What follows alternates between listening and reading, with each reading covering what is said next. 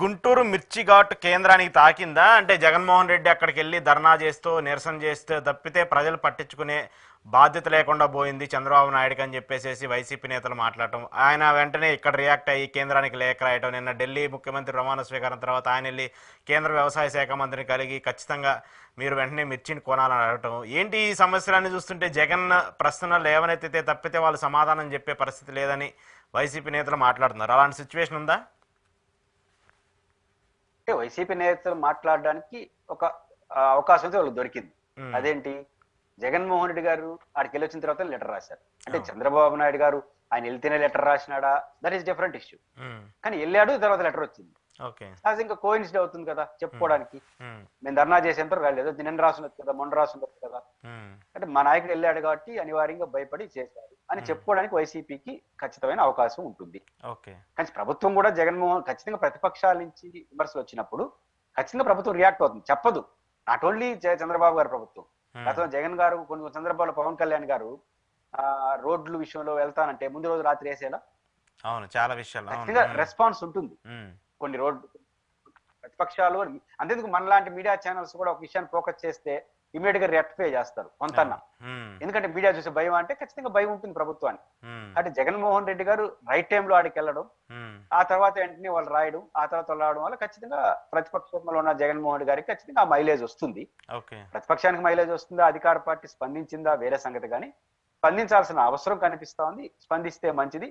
అందుకు జగన్మోహన్ రెడ్డి గారి ప్రోగ్రామ్ ప్రభుత్వానికి కదలకి తెచ్చిచ్చినా మంచిదే, ప్రభుత్వం కదలకి తీసుకుని ముందుకు వచ్చినా మంచిదే. ప్రజాస్వామ్యంలో ఇదే బ్యూటీ. ఎందుకంటే ప్రతిపక్షం అడగాలి, అధికార పార్టీ చేయాలి. కాబట్టి ఖచ్చితంగా ఈ రెండింటిని పాజిటివ్ గా తీసుకోవాల్సిన అవసరం అయితే ఉంది. ఓకే, కానీ ఇక్కడ అంటే ఈ అంశానికి సంబంధించి చూసుకున్నా, రైతులకు సంబంధించి చూసుకున్నా కూడా ఏదన్నా జగన్మోహన్ రెడ్డి గారికి సంబంధించిన వ్యవహారం వచ్చినప్పుడు దాని పాజిటివ్ కంటే నెగిటివ్గా ఎక్కువ రిఫ్లెక్ట్ అవుతుంది. సోషల్ మీడియా పరంగా అయినా, లేదంటే ప్రజాదరణ పరంగా అయినా, లేదంటే టీడీపీ నేతలు ఎవరైనా మాట్లాడే అంశాలు చూసుకున్నా కూడా చాలా పెద్ద ఎత్తున రాద్ధాంతం ఎందుకు జరుగుతుంది. నిన్న ఆ పాపకు సంబంధించి చూసాము, ఆ అమ్మాయి మీద, చిన్న పాప మీద సోషల్ మీడియాలో ట్రోల్స్, అది కూడా చాలా హోదాలో ఉన్నటువంటి వ్యక్తులు కూడా, ఉన్నతమైన స్థాయిలో ఉన్నటువంటి వ్యక్తులు కూడా దాన్ని ఎగతాళి చేసే విధంగా మాట్లాడటం, ఇటు సమాజానికి ఏమన్నా డీవియేట్ చేసి జగన్మోహన్ రెడ్డిని కలిసిన వాళ్ళు మాత్రం మంచోళ్ళు కాదు, మిగతా వాళ్ళందరూ కూడా మంచోళ్ళు అనే అంశాన్ని తీసుకొస్తున్నట్టు కనిపిస్తుందా? ప్రధానంగా తెలుగుదేశాన్ని అభిమానించే వాళ్ళు కావచ్చు, లేకపోతే రఘురామకృష్ణరాజు గారు కావచ్చు, ఇట్లా స్పందనకు నేను కారణం ఏమనుకుంటున్నానంటే, ఆ అమ్మాయి యొక్క ఎమోషనల్ కనెక్షన్, బాండింగ్, ఆ కలయిక అనేది ప్రజల్లో ప్రతి ఒక్కరిలోకి వెళ్ళిపోయింది ఆ మెసేజ్. ఆ క్రమంలో అంతవరకు తెలుగుదేశం పెద్ద బాధపడదు. అదే పాపులర్ అయిన అమ్మాయితో ఒక మాట అయితే బయటకు వచ్చింది. అదేంటంటే 15,000 రూపాయలు అమ్మఒడి పడలేదు అనేది. ఇది తెలుగుదేశం పార్టీ వాళ్ళు ఇబ్బంది పడినట్టున్నారు. అంటే డిఫెన్స్ కదా, కాబట్టి దానికి కొనసాగింపు ఏం చేసినారు, రెండు ప్రయోగాలు చేశారు. ఒకటి, అసలు అమ్మాయి చదివేది 1,30,000 రూపాయలు పబ్లిక్ స్కూల్, ఒకటి అట్లాంటి 1,30,000 రూపాయలు ఫీజు చదివే అమ్మాయికి 15,000తో పనే ఉంది.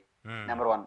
నెంబర్ 2, అసలు అమ్మాయి వాళ్ళ అమ్మని ఇంకొక ఫోటో పెట్టేసి అనితా చౌదరి, రజనీ చౌదరి ఒక అమ్మాయి, అమ్మాయి కొంచెం రూపం ఈ అమ్మాయికి సెట్ అవుతుంది. అమ్మాయి వైసీపీ యాక్టివిస్ట్, చాలా యాక్టివిస్ట్, చాలా ఫెరోసస్ గా పనిచేస్తుంది.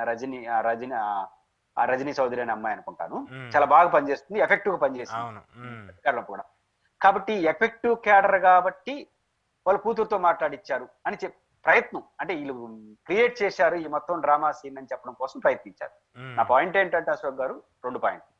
సరే, వివాదం పక్కన పెడితే, పాలిమర్ అని తమిళనాడులో ఒక ఫేస్బుక్ ఉంది, తమిళ ఫేస్బుక్. అది దాంట్లో ఈ వైరల్ ఈ వీడియో, జగన్ గారిని అమ్మాయి కలవడం, ముద్దు పెట్టుకోవడం, అమ్మాయి సంతోషించడం వీడియో, దాన్ని షేర్ చేస్తే 4 లక్షల మంది చూసినారు.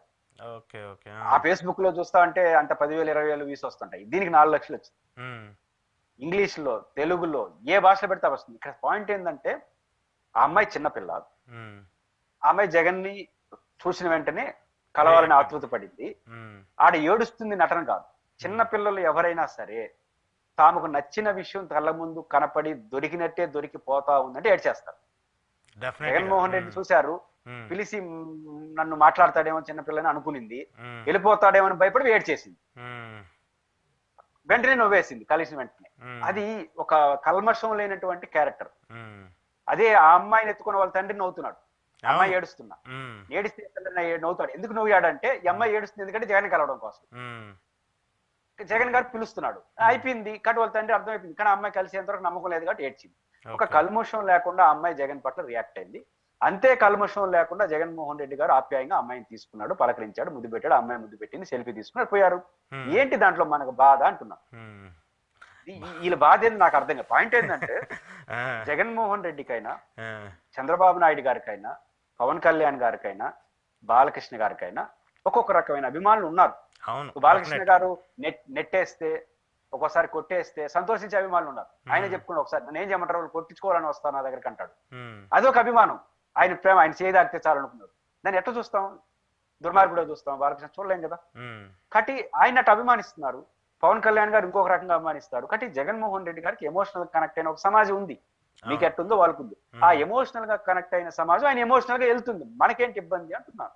ఉమ్. వాళ్ళ ఆనందం వాళ్ళది, మీ ఆనందం ఏంటి?